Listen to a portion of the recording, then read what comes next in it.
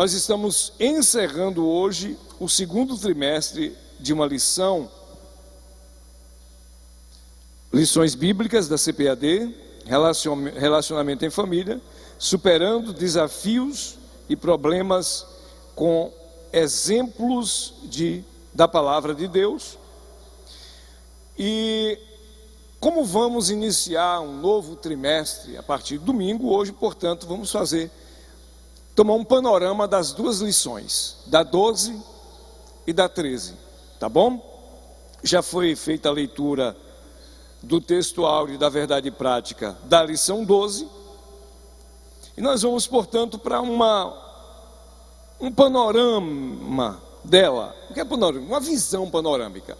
Mais ou menos assim: você chega na entrada da cidade e o pessoal te leva para conhecer uma cidade, e ele então te mostra bairro tal, centro da cidade, uma visão panorâmica. É isso que nós vamos ter aqui agora pela manhã, uma visão panorâmica da lição 12 e da lição 13. Criando filhos saudáveis, é essa lição de número 12. Lembrando aos irmãos que o foco dessas duas lições está em Cristo. Gravem isso. Se alguém tiver algum papel para anotar algumas coisas que nós vamos falar, que você perceber que é proveitoso, guarde, portanto, essa ideia, tá? Visão panorâmica, portanto, é isso. É um mapeamento de longe, porque não dá tempo a gente trazer o comentário completo das duas lições, tá?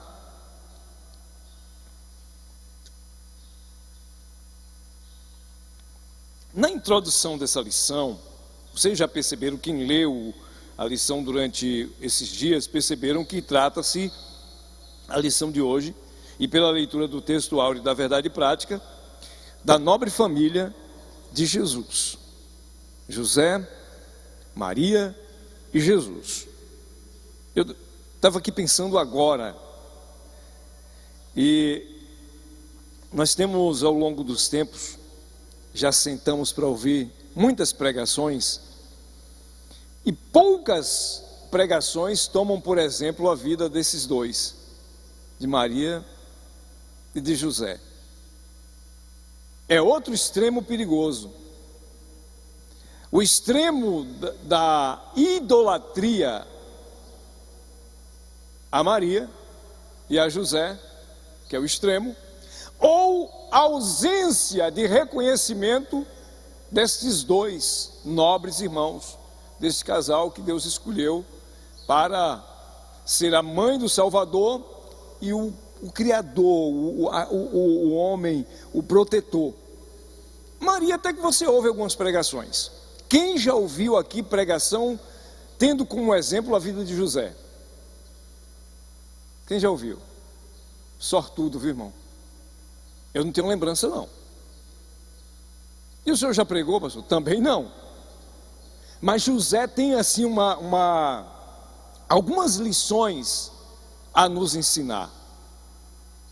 José tem um coração voltado, e grave isso, para dar ouvidos e obedecer à voz do Senhor. Ele fez isso. E já já nós vamos ver. Portanto, o Senhor Jesus nasceu numa família normal. Uma família normal, um homem e uma mulher. Ele teve como pai José e como mãe Maria. Deus falou em sonhos com José a respeito da concepção virginal de Maria, por meio da obra do Espírito Santo. Por isso ele se tornou pai adotivo. Esse é o ponto de vista aqui da introdução. No primeiro tópico da lição, uma família normal, traz aqui os dados gerais da família. José e Maria eram descendentes da família real de Davi, da raiz de Jessé. O casamento deles aconteceu depois que o anjo do Senhor revelou a José que sua noiva estava grávida, e o filho do seu ventre fora gerado pelo Espírito Santo.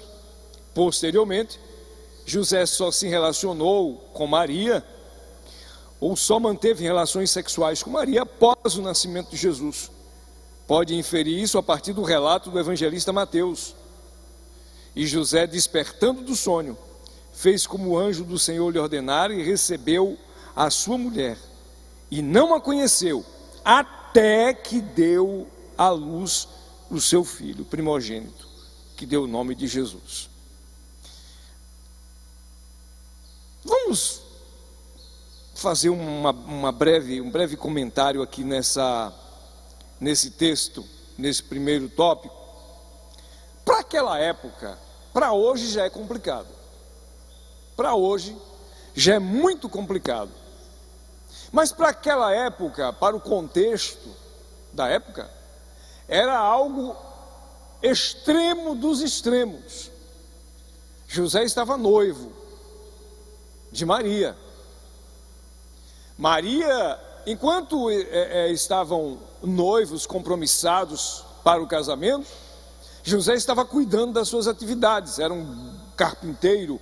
Algumas versões chegam a dizer que não era um simples carpinteiro fabricante de móveis, mas ele fabricava casas também. A tradição diz que ele construía obras grandes da carpintaria. Acredito eu que no coração e na mente de José estava tudo certo para o casamento. Para o casamento. Enquanto isso, a jovem Maria, enquanto isso, cumpre no reino de Deus o tempo da plenitude de Deus para os gentios. E Deus envia, portanto, o anjo para visitar Maria e dizer que ela seria mãe do Salvador. Maria, então, mas como? Se eu não casei ainda, eu não conheço homem. O anjo traz-lhe a mensagem: o que em ti será gerado é obra do Espírito Santo. Ela aceita e ainda manda um recado para Deus, mais ou menos assim: diga a ele que eu estou aqui pronta para isso, eis-me aqui. Mas quando José fica sabendo, aí a coisa complica. Para qualquer jovem daquela época ou de hoje, mas para a época era bem pior, porque a moça que engravidasse, traísse o seu noivo ou o seu marido, ela seria apedrejada. Apedrejada. José então resolve não entrar nos detalhes da lei e planeja no seu coração sumir, desaparecer, deixar a bomba com Maria e a família. Ele agiu errado? Não.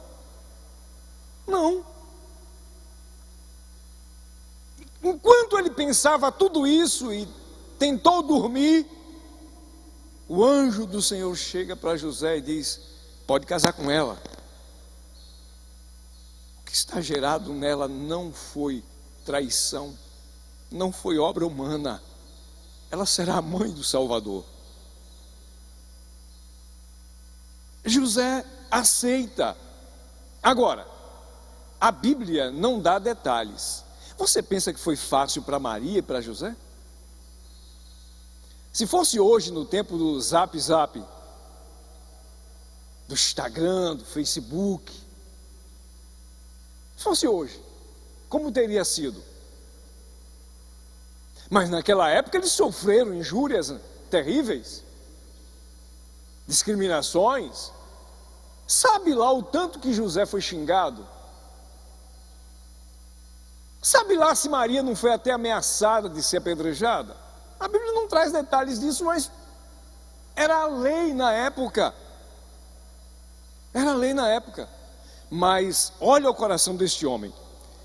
Quando o mensageiro diz: não temas em casar-se com Maria, é porque ela foi escolhida como a mãe do Salvador. José acorda do sonho e faz como o anjo determinou. Faz como a palavra determinou. Quantas vezes Deus fala conosco através de um sonho, mas principalmente, porque olha só, Se o sonho é contrário à Bíblia, irmão, não acredito não, tá? Porque hoje o mensageiro de Deus é isso aqui. O padrão para as profecias bíblicas, o padrão para a pregação, o padrão para o evangelismo e para o discipulado é isso aqui. Cuidado, eu estou falando para uma igreja sábia, eu estou falando para um povo que está do outro lado na tela, que também são sábios, mas cuidado com essas revelações, cuidado com essas visões e sonhos que contrariam as Escrituras. Naquela época José não tinha as Escrituras por completo, mas deixa eu te falar uma coisa, José sabia que uma moça em Israel haveria de ser a mãe do Salvador. Gravem isso. José era um judeu convicto e sabia que alguém seria a mãe do Salvador. Então, quando o anjo chegou para ele em sonho e disse: não temas, porque Maria, o que nela está gerado é obra do Espírito Santo, ele disse: pronto, é essa. Ela é a mãe do Salvador. Não vou convivê-la maritalmente até que ela dê à luz. Respeito. E o texto é bem claro a dizer que eles não se conheceram mutuamente até que Jesus nasceu. Então, uma família normal, porém com parâmetros espirituais que determinava que o que ia nascer naquela família era o Salvador, o Messias, o enviado de Deus. Até aí está dando para entender? Então, uma família normal, mas que houve, acredito que houve muitas batalhas na cabeça deles dois, houve, viu gente? Não foi fácil não. Não foi fácil coisa nenhuma. Quem pensar que foi simplesmente, todo mundo acreditou, tenha paciência. Não foi assim não. Tiveram perrengues terríveis. Terríveis. Tá? O segundo tópico, melhor, o segundo subtópico do primeiro tópico fala aos filhos de José e Maria. Jesus foi o filho primogênito. Primogênito é o primeiro de outros. Se fosse unigênito, tudo bem, né? Mas aí o texto bíblico diz que mais adiante nasceu Tiago, José, Judas, Simão e pelo menos mais de uma irmã. Está no texto aí, grife na sua Bíblia, Marcos 6:3, por favor. Pega uma caneta aí e marque Marcos 6:3. Aqui tem duas canetas, se alguém precisar. Quem precisa de caneta aí? Marcos 6:3, marque na sua Bíblia, grife o texto que tem mais uma. O texto que está como referência da lição sobre a família de Jesus. Somente depois da sua ressurreição, seus irmãos o acreditaram e receberam. Tiago, talvez o mais incrédulo deles, tornou-se o seguidor de Cristo. E mesmo não sendo um dos apóstolos, tornou-se o líder principal da igreja de Jerusalém. É conhecido dos irmãos que os próprios irmãos de Jesus, e a Bíblia vai dizer, não criam nele como Messias. Na última festa da Páscoa, quando estava Jesus prestes a ser crucificado, morto, os seus irmãos disseram: tu não vai para a festa em Jerusalém? Está todo mundo indo. Vai para tu manifestar os teus milagres lá para o povo acreditar em tu. Os irmãos dele. Tá? Então, só depois que a gente vai perceber que eles creram realmente que ele era o Messias, o enviado de Deus. Família normal até aí? Dá para entender? Mas precisamos lembrar que tanto Maria quanto José eram pessoas normais, comuns como qualquer um outro judeu da época, porém com um diferencial. Foi escolhido. Pronto, acabou. Eu vou até dar uma dica de livro para você, tanto você da NET quanto daqui. Tem um livro de Augusto Cury, Dr. Augusto Cury, muito bom. Maria, a maior educadora da história. Adquira esse livro. tá? Adquira esse livro. É excelente. Quem desejar ele em PDF, eu tenho, tá? É excelente esse livro. É uma análise psicológica da jovem Maria nos detalhes do Evangelho. Cada detalhe da história de Maria revela a moça compromissada com Deus para ser a mãe do Salvador. É muito lindo esse livro, tá? Então adquiram para enriquecer o vosso conhecimento. Maria, a maior educadora da história. Segundo tópico, o modo de criação de Jesus. Vem aí o primeiro subtópico, Jesus, o Filho especial. A despeito de Jesus ter sido especial, José e Maria nunca trataram os demais filhos com desprezo. Ele sabia que havia algo especial na vida do primogênito, pois lhe fora revelado que ele seria o Salvador. Infância de Jesus. Após nascer em Belém da Judéia, nosso Senhor foi colocado num coxo. Coxo estes feito em rochas, coxos para ração de animais. Não era um objeto de um palácio real, pois seus pais não tinham uma alternativa. Depois de 8 dias, José e Maria levaram o menino para circuncisão, e deram-lhe o nome de Jesus. Todo o tratamento que Jesus recebeu foi semelhante ao dos outros meninos que nasceram em Israel. Nosso Senhor teve uma infância como de qualquer menino da Judéia. Ele cresceu e desenvolveu-se sob os cuidados de seus pais, quanto à alimentação, proteção, saúde mental e física e principalmente a vida espiritual. Ele precisava dos cuidados de seus pais. Nosso Senhor teve de deixar a sua terra provisoriamente, tendo de ir para o Egito para escapar do rei Herodes, até que mais tarde, juntamente com seus pais, ele voltou para a terra de Israel. Aqui é aquele episódio quando os magos procuraram por Jesus para adorar, e Herodes, diabolicamente, pediu informação: quando vocês voltarem, me digam onde ele está para que eu vá adorar também. E não era para matar, porque se Herodes tinha pavor, era de ouvir a palavra rei, alguém que poderia tomar o seu trono. Aí agora vem a pergunta, vamos lá: Deus não poderia ter guardado Jesus ou tornado invisível aos olhos de Herodes? Podia ou não podia? E por que não o fez? Jesus era um menino normal, como o teu menino de colo, como a tua criança. Era visível, era físico, era de carne e osso. O Verbo se fez carne e habitou entre nós. Jesus era Deus humanizado para cumprir toda a lei e morrer pelos pecadores que não conseguiram cumprir, e dar o direito de vida eterna, dar o direito, o único sangue derramado que salva a humanidade. Mas ele era humano. Tudo que um pai e uma mãe precisa fazer com uma criança, do nascimento, a amamentação, as primeiras roupas, tudo, Jesus passou por todas as fases. Jesus passou por todo o processo de criação de uma criança. A diferença é que ele era o próprio Deus encarnado, em carne, para viver aqui por um tempo e cumprir-se a profecia de Deus resgatar a humanidade dos seus pecados.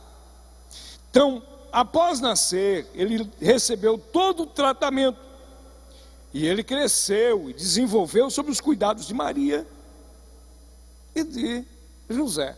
Poderia ser o seguinte: nasceu, pronto, agora os anjos vão cuidar, os anjos vão trazer alimentação do céu, os anjos vão trazer roupas do céu, calçado do céu. Nada disso. Ele calçou as alparcas, ou as alparcas, que todo ser humano da época calçou, vestiu os vestidos que todos os homens vestiam, comeu da alimentação que todos os homens comiam, mas não pecou.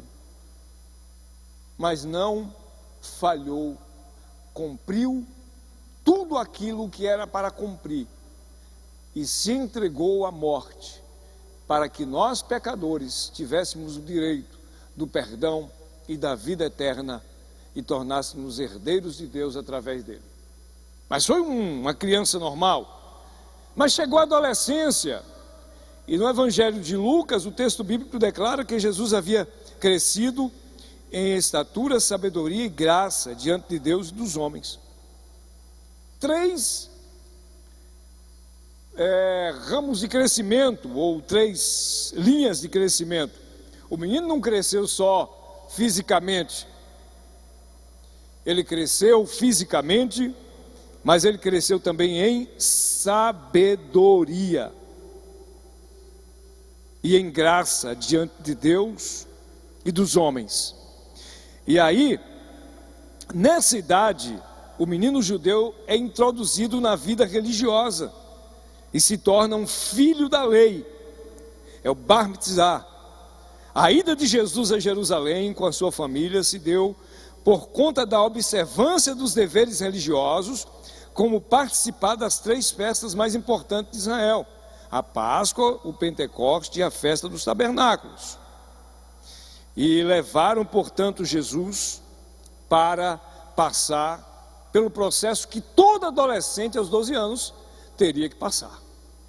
Até nisso, Jesus cumpriu com as normativas da lei, tá? Até nisso.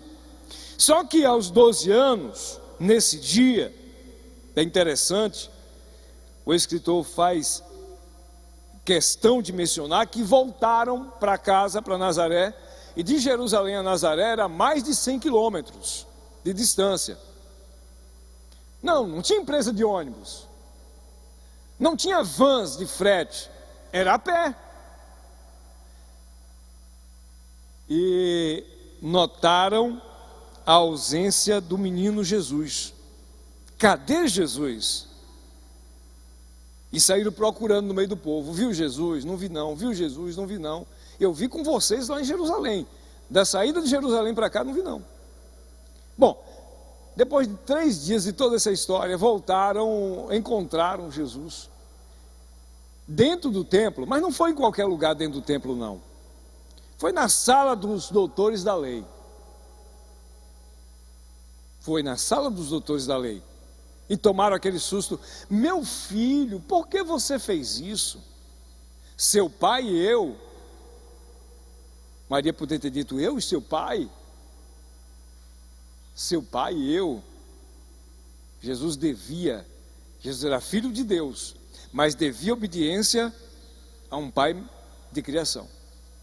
Olha o texto como é que diz. Seu pai e eu estávamos ansiosos, te procurando. Ele disse, por que vocês estavam assim? Vocês não sabem que eu tenho que cuidar dos negócios do meu Abba, do meu pai? E todos ali estavam admirados da sabedoria do menino de 12 anos que estava iniciando, portanto, a sua vida de Bar Mitzvah, que é a época em que o garoto é introduzido na vida religiosa. Tem alguém com vontade de perguntar assim, e da infância até essa idade, Jesus foi para as escolas? Eu vou deixar a resposta com vocês, tá? Só vou dizer que o bom judeu não deixava os filhos sem estudar de jeito nenhum. E Jesus recebeu todos os tratos de um filho. Olha lá. Tá bom? Então a adolescência de Jesus foi árdua. Até porque o seu pai teria, ele como primogênito, teria que ensinar o labor, a labuta do dia a dia.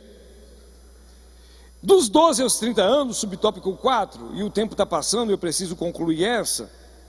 Dos 12 aos 30, a adolescência e juventude de Jesus são praticamente desconhecidos. Ei, não precisa se preocupar em perguntar onde estava Jesus, não, tá? Ele estava crescendo em graça, sabedoria e estatura. Pronto. Dos 12 aos 30, você não vê a Bíblia falar onde Jesus estava, o que ele fazia. Aí aparece Jesus com quase 30 anos no Rio Jordão para ser batizado por João. Só isso. Então a infância, da adolescência até a juventude ou a vida adulta é desconhecido. Informações que a história nos fornece são as que estão reveladas nos evangelhos. Depois da experiência com os doutores da lei em Jerusalém, a Bíblia relata apenas que Jesus voltou a aparecer para ser batizado. É isso que o comentarista foca aqui, que nós já havíamos falado. Vamos para o terceiro tópico, fazer outro panorama sobre o tríplice desenvolvimento de Jesus, tá? E aí a gente conclui para ir para a última.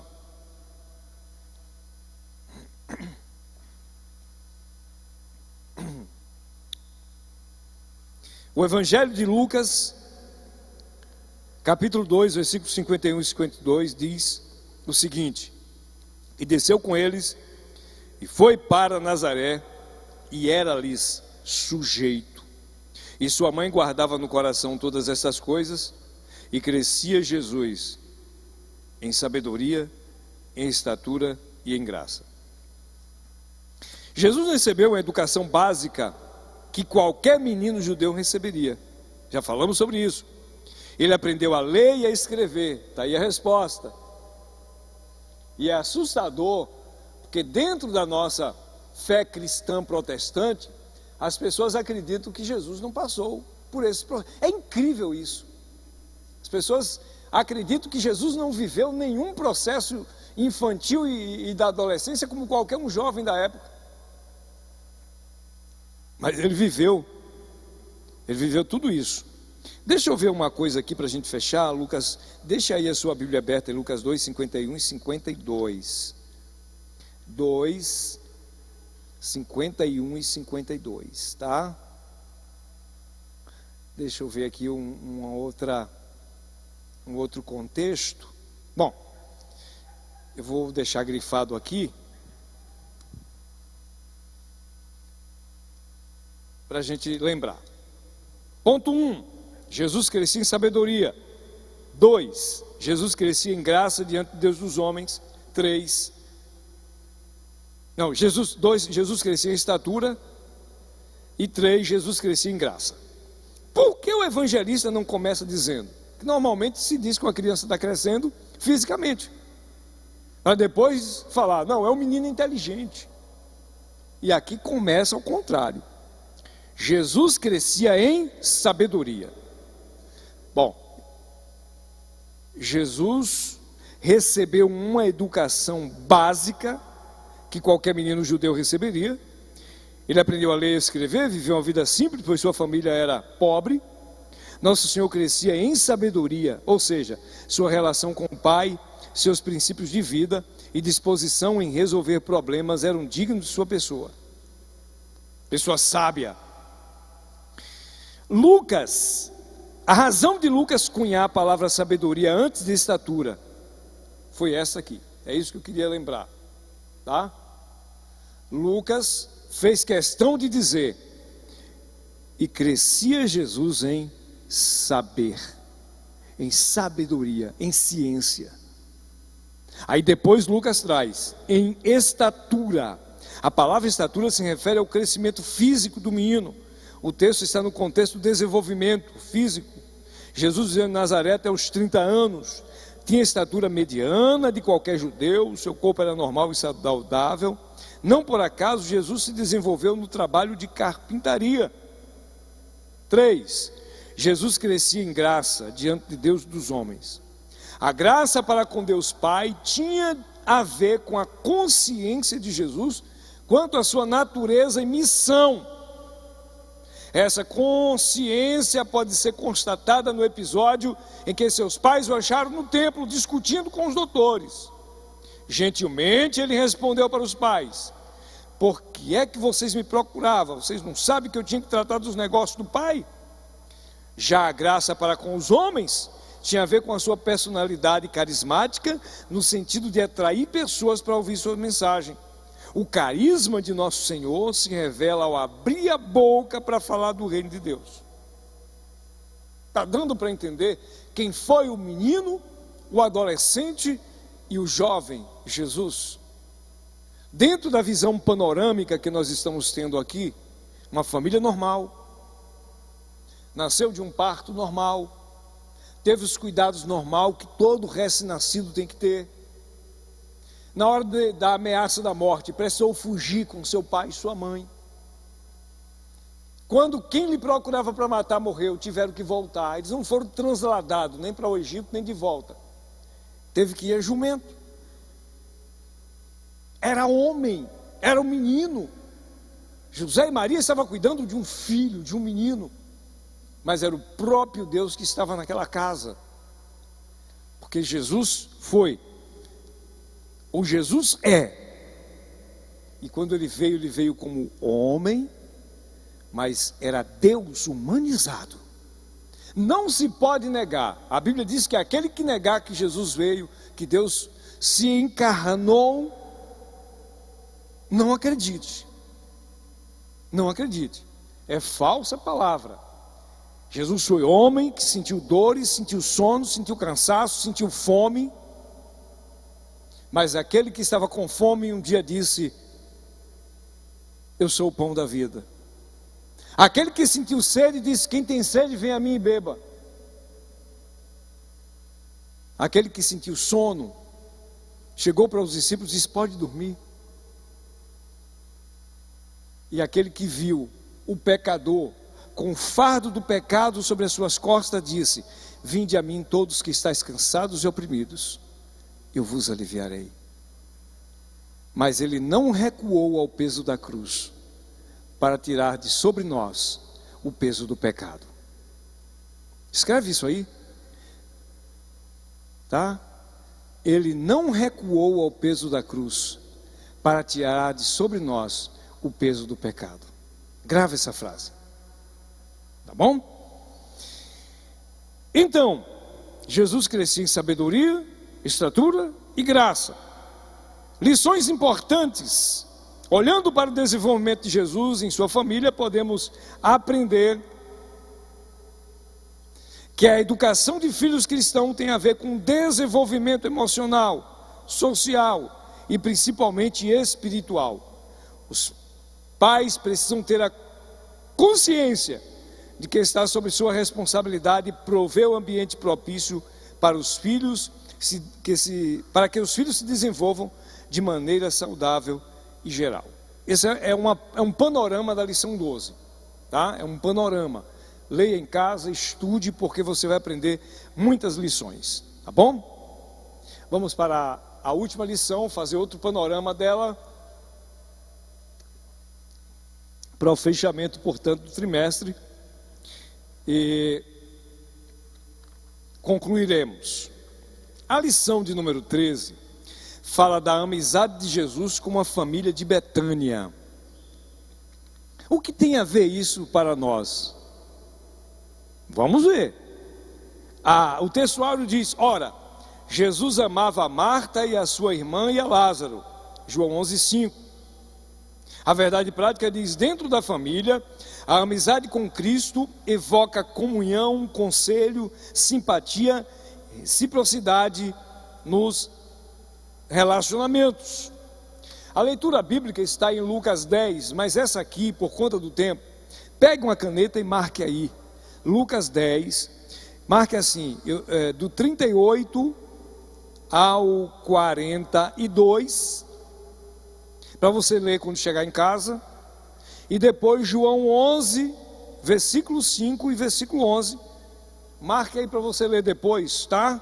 O contexto fala da amizade, do convívio, das visitas que Jesus fazia na casa de Lázaro, de Marta e de Maria, tá? É um episódio muito interessante. Isso aqui tem a retratar sobre a vida social de Jesus. Isso aqui tem a retratar sobre os frutos da amizade com Jesus. E também nos ensina lições que aprendemos com a amizade que Jesus fez.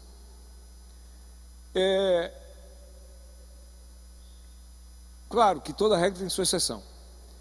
Mas no convívio cristão, também eu já vivenciei alguns líderes que eles contrariam essa versão das Escrituras, de que o ser humano não precisa, o único amigo que você precisa ter é Jesus. Você já ouviu isso? Alguém já ouviu isso aqui? Que o único amigo que você precisa ter é Jesus? É bíblico isso? Não. Jesus tinha bons amigos. Perfeitos? Não. Jesus tinha uma grande multidão que o seguia. Uma grande multidão que o seguia. Não tinha? Para ver milagres. Tinha outra multidão que seguia Jesus para ouvi-lo. Mas Jesus tinha, a qual era chamada de discípulos. Todo seguidor de Jesus era chamado de discípulo. Mas tinha 12 homens que eram chamados de apóstolos. Era daqueles que Jesus se assentava à relva com eles. Era daqueles que Jesus comia à mesa. Era daqueles que Jesus convidava para viajar junto. Os 12, que era chamado de colégio apostólico. Mas dentro do colégio apostólico tinha 3 que se destacavam.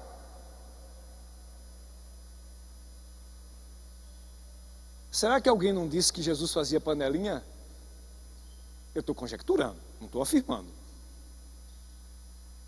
Quem eram os 3? Quem lembra quais eram os 3 que Jesus tinha mais amizade dos 12? Pedro, Tiago, João. E se eu disser que dos 3 ele tinha um mais chegado? Quem era? João. João recostava o peito no peito do mestre. João escutava as batidas do coração de Jesus.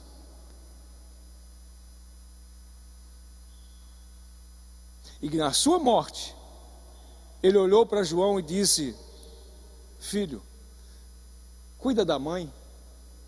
E apontou para Maria: ô mãe, cuida desse menino.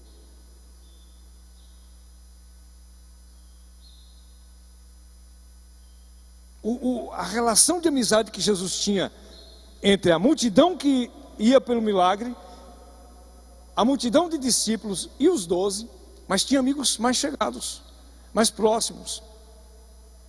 Mas também tinha famílias a quem Jesus queria muito bem. Você vê Jesus indo na casa de Pedro, curando a sogra de Pedro. Isso é amor pelas pessoas, é cuidado. Mas o que destaca aqui é a vida de Lázaro, Marta e Maria. Uma casa hospedeira. Havia uma família em Betânia que desfrutava de uma bonita amizade com o Senhor Jesus. A família de Marta, Maria e Lázaro. Toda vez que ia a Jerusalém, Jesus procurava visitar essa família, que se tornou especial em suas relações interpessoais. Era uma amizade sincera, em que a família hospedava Nosso Senhor de maneira acolhedora. Jesus foi recebido por essa família. Se entre os próprios irmãos não havia os que não compreendiam. Vocês sabiam que, vamos lá, rapidinho isso aqui. Jesus, quando voltou do batismo, saiu do batismo, foi para o deserto. Foi tentado pelo diabo e voltou para casa. Onde era a sua casa? Nazaré. Sabiam que assim que Jesus voltou, ele teve que se mudar? Houve tanto comentário, tanta especulação. Jesus pegou a mochila, claro, na linguagem figurada de hoje, pegou suas coisas, foi morar em Cafarnaum. Foi morar em Cafarnaum. Então, ele, apesar daqueles que foram criados com ele, irmão Ariomar, aqueles que foram criados com ele, não tiveram tanto afeto, teve casas que acolheram Jesus, como era o caso de Lázaro, Marta e Maria, hospedeiros de Jesus. E aí vem a lição. Hoje, nós hospedamos Jesus em nosso coração, em nossa vida. Mas não podemos fugir da necessidade de Jesus ser bem-vindo dentro de casa. Dentro de casa. E aí o resplendor da glória de Cristo estará te abençoando mutuamente. Tá? Então toda vez que Jesus passava naquele caminho, a casa de Lázaro, Marta e Maria. Todas as vezes que ele passava por aquele caminho, visitava. E tem um episódio que eu quero focar nele aqui, que eu vejo também como um extremo, um desequilíbrio. E eu quero conversar com vocês sobre esse episódio. Lembra daquele dia e está aí no texto sagrado de Lucas 10, do 38 a seguir. E lendo aqui, a gente pode ir para o ponto de vista panorâmica que eu quero chegar, que diz que naquela casa Marta o recebeu e ela tinha uma irmã chamada Maria. Versículo 39 diz que Maria assentou-se aos pés de Jesus para ouvir. 40, Marta andava distraída em muito serviço, a ponto de Maria chamar a atenção. Ok. Essa história, ela é muito importante para nós aqui. Vamos lá. Quantos de vocês, tanto em casa quanto aqui, já ouviram pregações sobre Marta e Maria? Quantos? Quantos já ouviram pregações? Ou estudos bíblicos de Marta e Maria? Quem é elogiada? Pode falar, pode responderem, bem alto. Quem é elogiada? Aqui se assentou para ouvir. Maria. Você já ouviu pregadores, permita a palavra, esculhambar Marta, já ou não já? Hã? Vocês estão tímidos, viu? Já? Eu nunca vi o pastor Manassés pregar isso aqui, nunca vi não. É necessário fazer isso? Por quê? Gente, quer ver eu ficar contrariado numa pregação? É quando o pregador se empolga e esculhamba o personagem do texto. Mas esculacha com a vida de Davi, esculacha com a vida de Jacó. Pega Pedro que negou Jesus 3 vezes e bota no chão e pisa. Gente, para que isso? Pelo amor de Deus.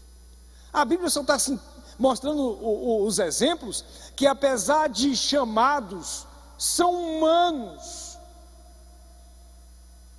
E que nós somos iguais e que nossas falhas são também reconhecidas por Deus como foi a deles. Tá. Aí Jesus está na casa de Lázaro, Maria se assenta aos pés de Jesus para ouvir.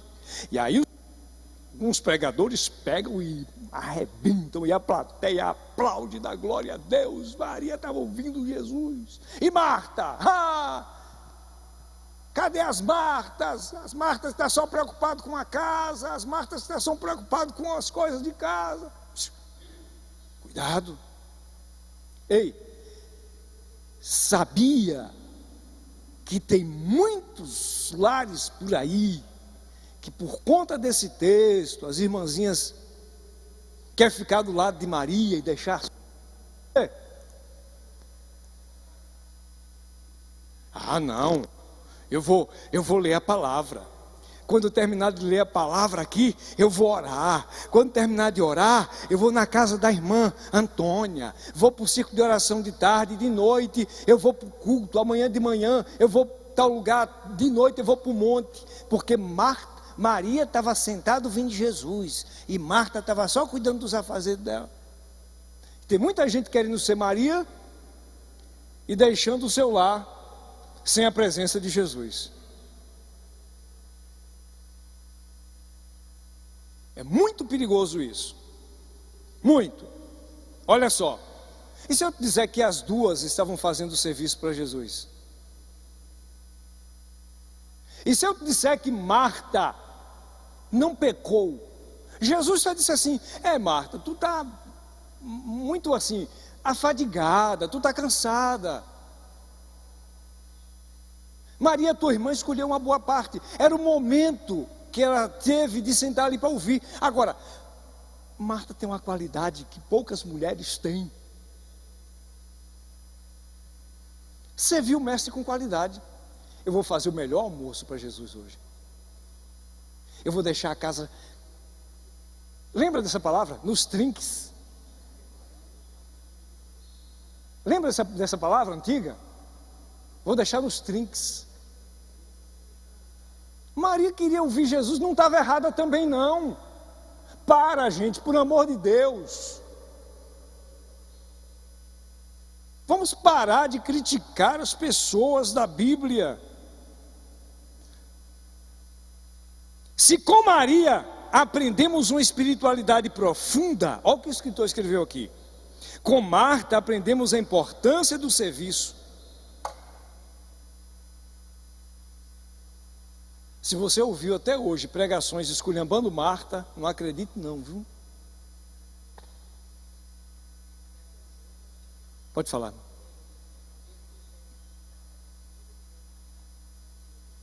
Chiqueiro. Boa palavra.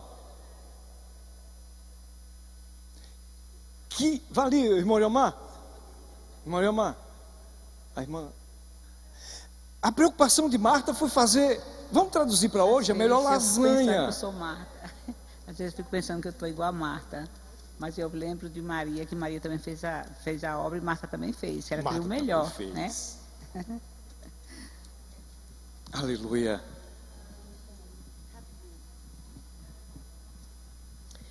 Quem foi que queria falar?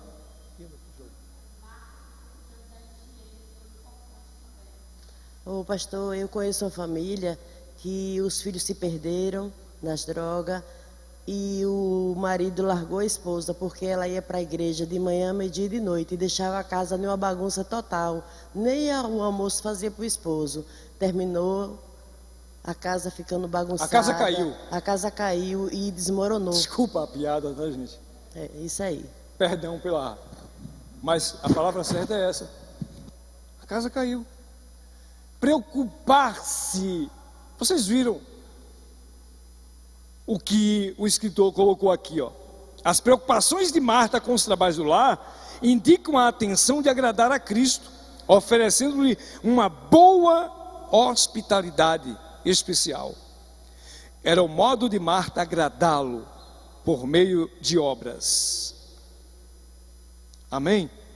Falta 8 minutos para o encerramento.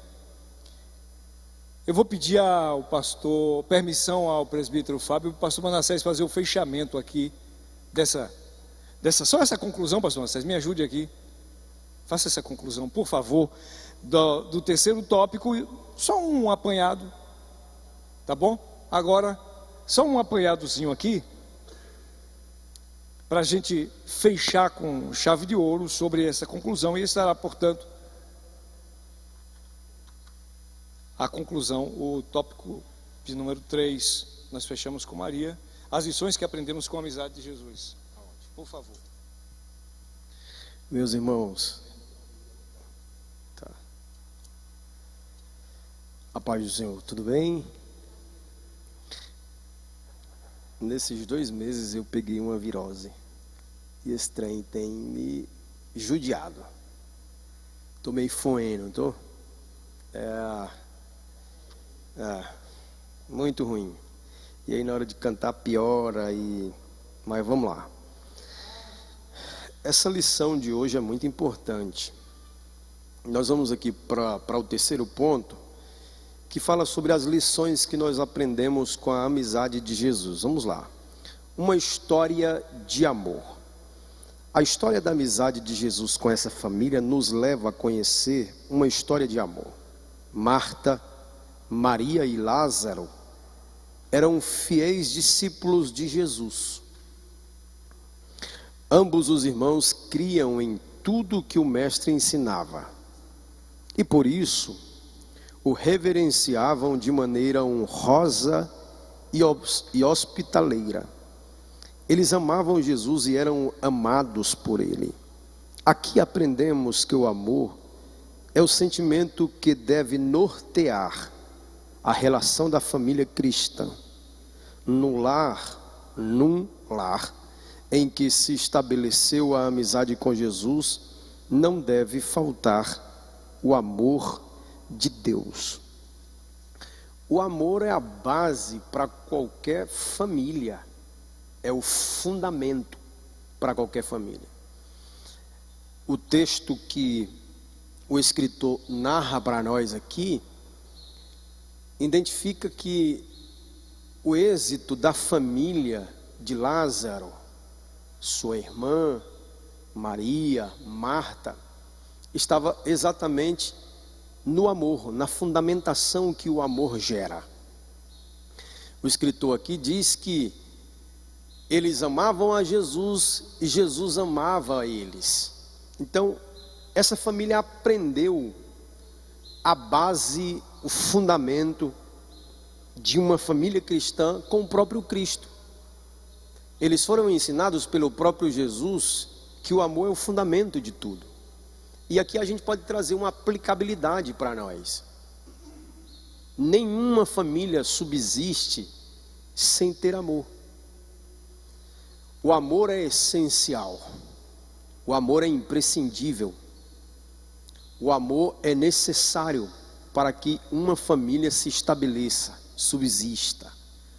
Jesus cria um laço de amor com essa família aqui. Jesus é muito bem recebido na casa de Lázaro. Aqui a gente não deixa de lado, por exemplo, alguns desconfortos que existem dentro da família. Porque se me perguntarem se existe uma família perfeita, eu vou dizer que eu ainda não conheço. Existe o irmão que tem a discussão com a irmã, com o outro irmão. Existem as discussões entre os cônjuges. Mas em tudo isso deve ser levado em consideração o amor, que é a base.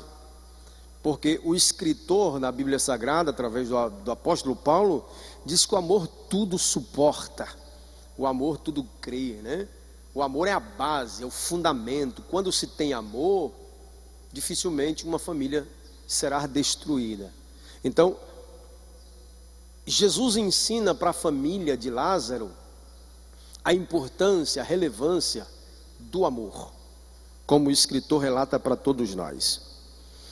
Segundo ponto, compreender o outro. Vimos que Marta e Maria tinham perfis distintos. Uma agia mais com o coração e a outra mais com as mãos.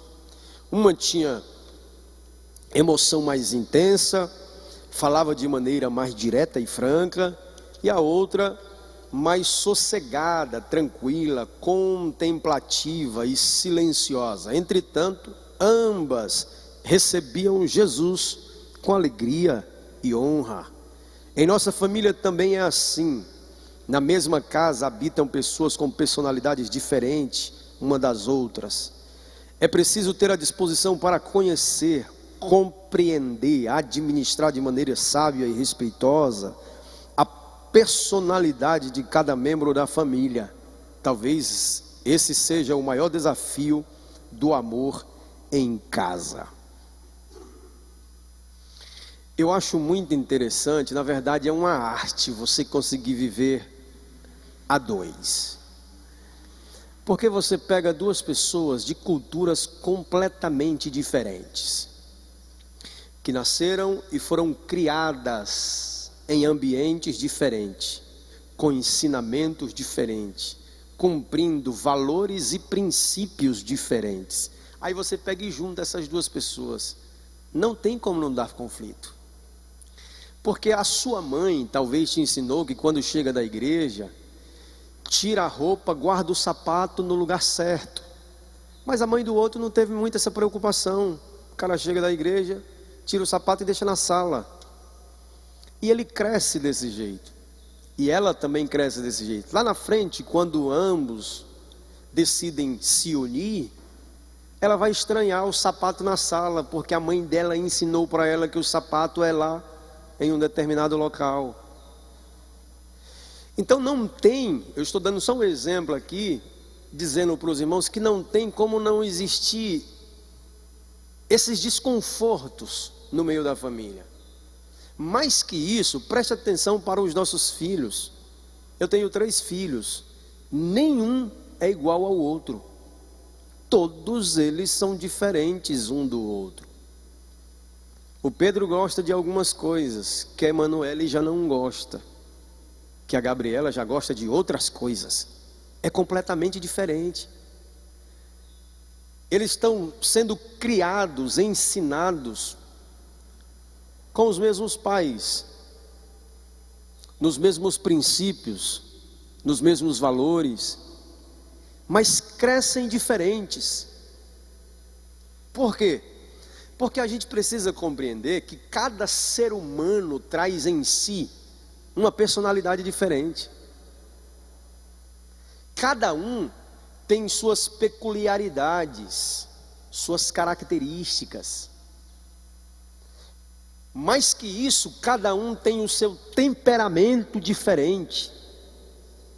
Tem o filho que é sanguíneo, mas tem o outro que é colérico, tem o outro que é mais melancólico. Ou seja, cada indivíduo, por mais que traga a genética do pai e da mãe, ele se diferencia de qualquer pessoa nessa terra. E aí o escritor nos traz aqui um exemplo: 3 irmãos, Maria, Marta e Lázaro. Marta era a mulher que gostava do serviço, era a serviçal, enquanto Maria ficava no pé do mestre. Se a gente for trazer essas 2 figuras, esses 2 perfis, e analisar em um aspecto profissional, Maria não servia. Quem servia era Marta, porque Marta era do serviço, era aquela que fazia a coisa acontecer. Alguém tinha que limpar a casa, alguém tinha que fazer os serviços da casa, até porque Maria estava sentada e poderia estar ajudando. A reclamação de Marta foi: fala com Maria aí, porque eu estou fazendo as coisas tudo sozinha, né? Se a gente for trazer no aspecto espiritual, Maria escolheu a melhor parte, de estar aos pés de Jesus, tá? Então cada uma tem uma personalidade, cada um tem sua personalidade, tem o seu temperamento diferente, cada um é diferente do outro. Então sempre vai haver esses desconfortos dentro de um lar. Agora, o que eu preciso compreender é que isso não pode causar ruína no meu lar. Isso não pode causar ruína na minha família. Isso são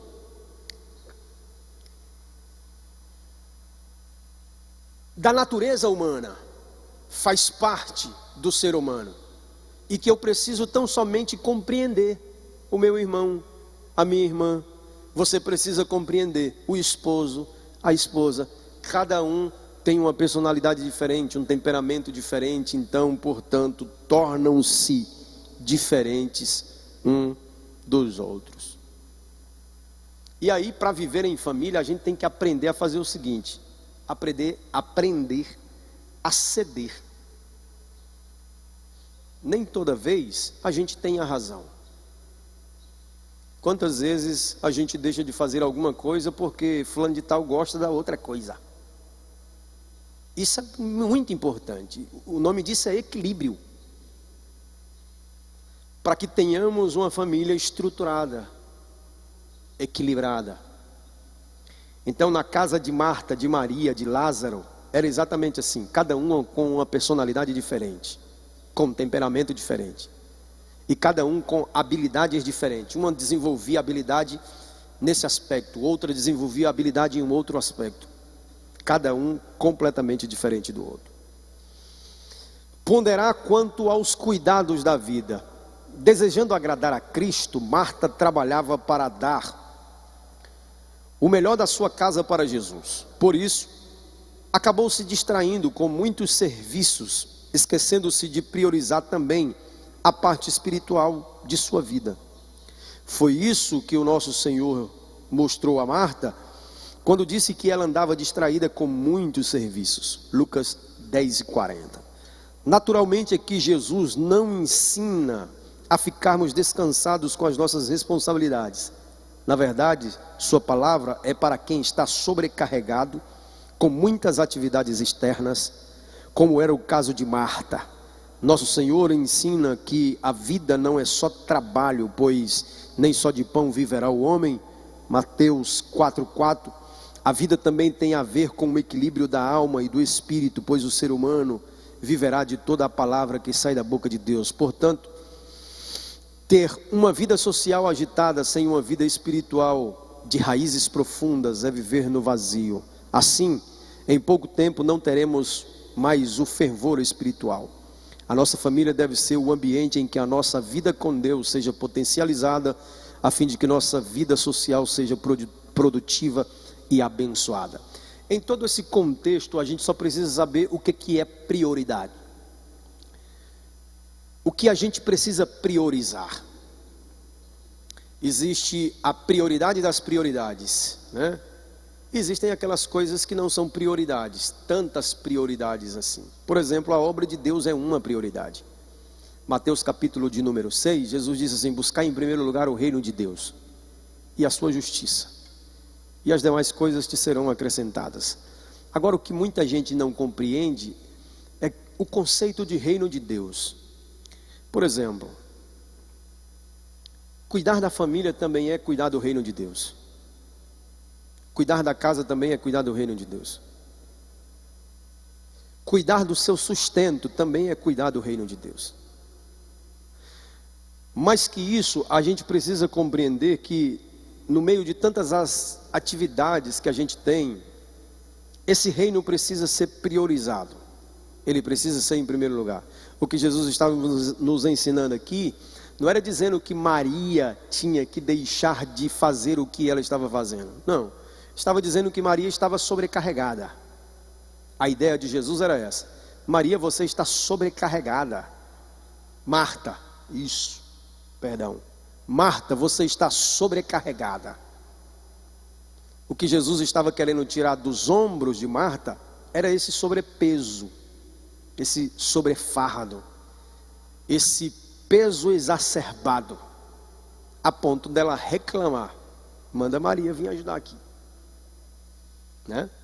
Então a gente tem que ter muito cuidado com isso e entender que o reino de Deus é em primeiro lugar, a busca pelo reino de Deus é em primeiro lugar, a receptividade que damos a Deus em nossa vida, a Jesus em nossa vida, deve ser em primeiro lugar. Tudo isso Jesus nos ensina através dessa palavra. A conclusão para a nossa lição de hoje, o comentarista diz assim: a nossa amizade com Jesus implica ter comunhão com Ele em todo o tempo de nossas vidas. Ele é o amigo sem igual, que nos conforta quando precisamos, consola quando choramos. A família que cultiva a amizade com Jesus vive na dimensão do amor, procura compreender os outros membros da família e pondera os cuidados dessa vida. A família cristã com Jesus tem o privilégio de desfrutar de sua presença real no cotidiano. Portanto, não podemos viver sem a amizade do Senhor Jesus. Eu gosto sempre de dizer que eu já pensei muita coisa na minha vida. Quando você está diante de alguns problemas, você pensa em chutar o balde, né? Pensa em dizer um monte de coisa, desaforo para alguém e tudo mais. Mas tem uma coisa que eu nunca pensei em fazer, foi deixar Jesus, os caminhos de Jesus. Eu tenho 36 anos de idade, nasci aqui nessa igreja. Quando eu nasci, meu pai já era pastor. Conheço esse ambiente indo e voltando. E eu nunca me arrependi de servir a Jesus todo esse tempo. E enquanto Deus me der um fôlego de vida, pode ter certeza que o meu lugar de estar é aqui. Eu amo esse ambiente. Eu disse esses dias para alguém: eu gosto de culto. Eu não gosto nem de show. Eu conto o show que eu já fui na minha vida. Acho que eu fui um show por causa da minha esposa que gosta, e eu fui com ela, mas eu não gosto nem de show. Não gosto, eu gosto de culto. Eu gosto muito de culto. Gosto de culto. Gosto de vigília. Eu gosto de adoração. Eu gosto de louvor. Eu gosto de palavra. É isso que eu gosto. Eu gosto muito desse ambiente. E desde que eu nasci, eu vivo mais nesse ambiente aqui do que na minha própria casa. Porque eu gosto daqui. Eu gosto de estar aqui. Eu sempre trabalhei na igreja, até hoje. Porque é um ambiente que me faz bem demais. E sabe, quando a gente ensina a nossa família todos esses preceitos, ela aprende também sobre amar Jesus, sobre a importância de se ter Jesus, a importância de ter o mestre como governo da nossa casa, como presidente do nosso lar, como aquele que lidera a nossa casa. Quando a gente traz a nossa família para esse contexto, nós estamos ensinando ela a amar a Jesus, a ter um amor extraordinário por Ele, a ponto de nunca deixar os caminhos do Senhor. Esse é um ensinamento que Deus nos traz essa manhã. Portanto, que possamos ser Lázaros, Marias, Martas, serviçais e aqueles que estão diante de Deus no seu altar, rendendo toda a sua adoração, louvor e glorificação, porque Ele merece. Amém? Que Deus nos abençoe na sua infinita graça e na sua misericórdia.